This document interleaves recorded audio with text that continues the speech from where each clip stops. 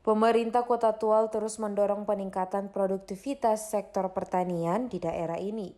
Dalam kegiatan panen bawang merah di perkebunan Ohoitel, Kecamatan Dulah Darat, Wali Kota menyerahkan bantuan kepada petani.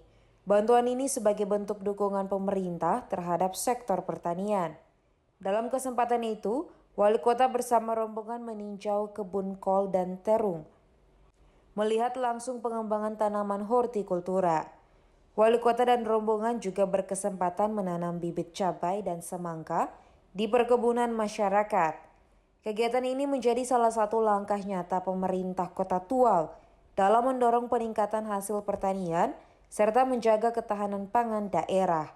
Wali Kota Tual Ahmad Yani Renuat mengatakan pemerintah akan terus hadir mendukung petani, baik melalui bantuan maupun pendampingan. Sektor pertanian menjadi salah satu penopang utama ekonomi masyarakat. Untuk itu pengembangan pertanian menjadi prioritas.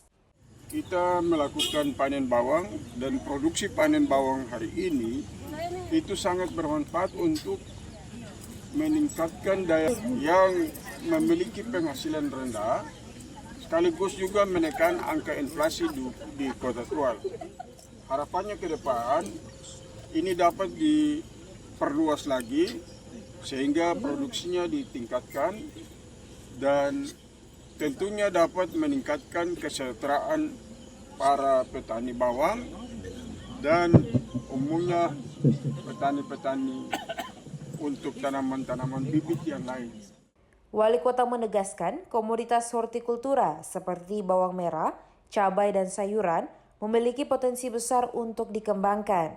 Selain meningkatkan pendapatan petani, hal ini juga diharapkan dapat memperkuat ketahanan pangan di Kota Tual.